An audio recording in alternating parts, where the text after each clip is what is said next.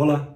Freud não apenas argumentava seu próprio ponto de vista teoricamente, como ele sustentava esse ponto de vista na prática. Em 1903, quando a homossexualidade era tida como um problema médico, como um problema jurídico, o jornal vienense Die Zeit pede a Freud que se pronuncie sobre um escândalo envolvendo uma importante personalidade acusada de práticas homossexuais. Ele se posiciona dizendo que a homossexualidade não é algo a ser tratado, principalmente a ser tratado nos tribunais.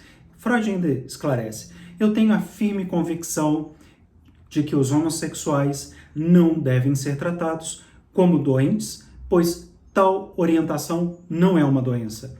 Isso nos obrigaria, conclui Freud, a qualificar como doentes um grande número de pensadores que admiramos justamente em razão da sua saúde mental. Os homossexuais não são pessoas doentes. Então, olha que bacana e, ao mesmo tempo, o quanto ele era avançado para a sua época. Em 1921, Freud, em uma carta que ele recebe de Ernest Jones, então presidente da Associação Internacional de Psicanálise, a IPA, o Jones acaba relatando para Freud que ele recebeu um pedido de admissão à sociedade de um analista homossexual. E Jones, de alguma forma, se posiciona nessa carta dizendo que ele era contra a admissão desse analista por esse motivo. Na resposta à carta, assinada tanto por Freud quanto pelo Otto Henck, se pode ver a seguinte mensagem. Sua pergunta, estimado Ernest Jones, sobre a possibilidade de filiação dos homossexuais à sociedade foi avaliada por nós e não concordamos com você. Olha o posicionamento de Freud e do próprio Otto, que assina juntamente com Freud. Com efeito, não podemos excluir essas pessoas sem outras razões suficientes e, em tais casos, a decisão dependerá de uma minuciosa análise de outras qualidades do candidato. Ou seja, não é a sua orientação sexual que o excluiria da possibilidade de ser admitido ou não à sociedade dos analistas, dos psicanalistas naquela época. Correto? Muito bem, as contribuições de Freud não param por aí.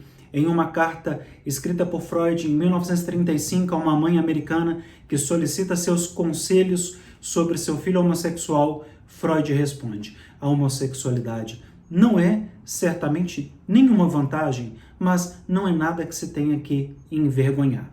Nenhum vício, nenhuma degradação, não pode ser classificada como vício, nenhuma degradação, não pode ser classificada como doença e nós a consideramos como uma variação da função sexual, ou seja, é algo normal. Freud, nos 3 ensaios da sexualidade, ele trouxe grandes contribuições e ele foi, em grande parte, responsável por uma revolução que modificou o modo contemporâneo que nós temos de pensar esse tema.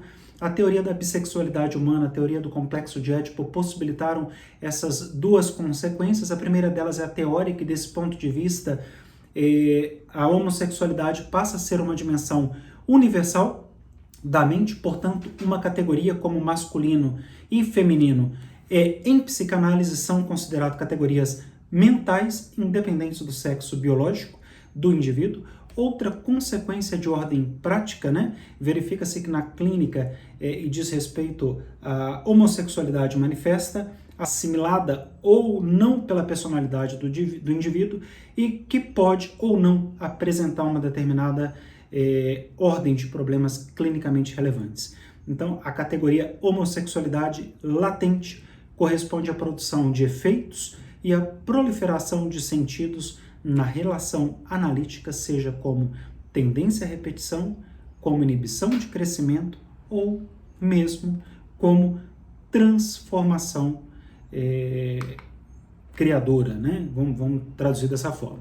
Muito bem, nesse sentido, a orientação da libido de uma pessoa em direção ao objeto do mesmo sexo ou em direção a um objeto do sexo oposto não tem diferença essencial, qualitativa ou normativa, conforme vemos em Freud, isto é, esta ou aquela orientação não é mais ou menos adequada, normal ou patológica do que a outra. Escreve Freud em 1905, nesse livro Os Três Ensaios sobre a Sexualidade, o afeto de uma criança por seus pais é, sem dúvida, o traço infantil mais importante que, após revivido na puberdade, indica o caminho para a sua escolha de um objeto, mas também não é o único. É isso.